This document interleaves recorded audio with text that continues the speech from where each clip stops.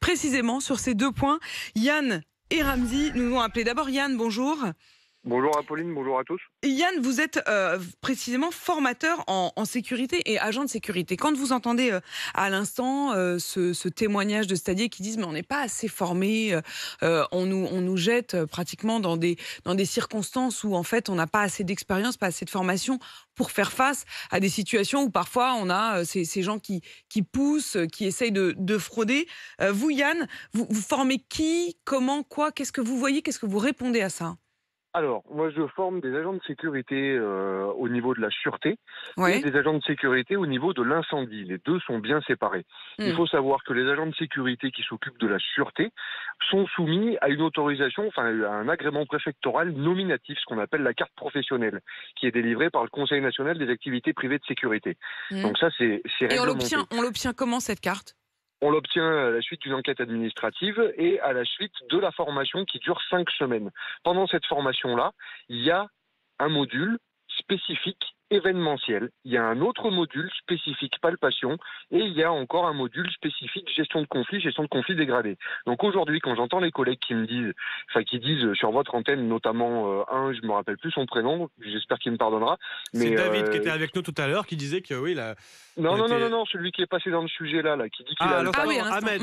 Ouais. Voilà, qui dit qu'il a le bac. Parce qu'en fait, les formations que je suis en train de vous expliquer là, c'est des formations pour adultes. Donc en centre de formation. Un adulte aujourd'hui qui veut devenir agent de sécurité, s'il veut avoir le panel complet, c'est 7 semaines.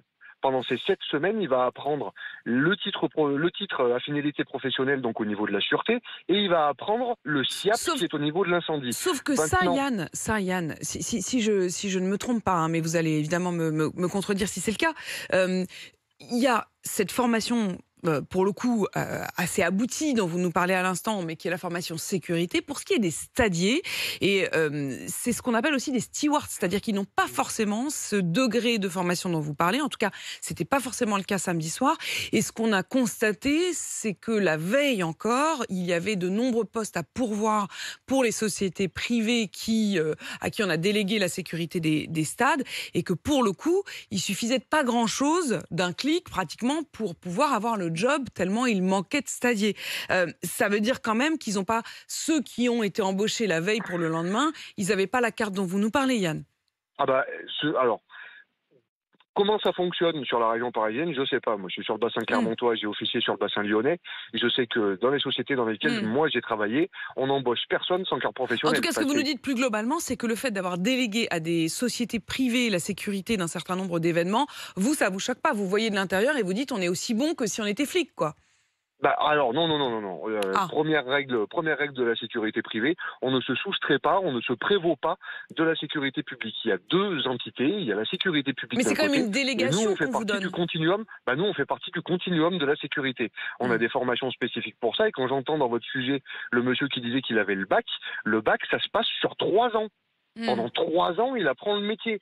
Donc, je veux dire, il sort d'un bac. Alors oui, il n'a pas 20 ans parce qu'il est rentré au bac à 17 ans. Donc, il fait son cursus soit à partir de 16 ans jusqu'à 19, soit à partir de 17 jusqu'à 20. Mais il y a quand même 3 ans de formation. En 3 ans, on a quand même le temps d'apprendre un métier. Il y a des stages qui sont faits en entreprise. Si c'est, encore une fois, ce bac pro. Mais c'est vrai que Yann, ce qu'on a regardé, c'est que il y a sans doute un certain nombre d'agents qui ont eu cette formation sécurité, mais au-delà de ça, il y a les 1600 stadiers qui, eux, n'ont pas forcément ce degré de formation et qui, encore une fois, sont plus considérés, le mot en anglais de traduction, c'est plutôt steward, c'est-à-dire effectivement plus des agents, en réalité, que vraiment le côté sécurité. Mais Yann, restez avec nous parce qu'il y a une autre question qui se pose précisément pour vendredi soir, c'est que le scénario de samedi dernier pourrait se reproduire aussi du côté de la grève du RER.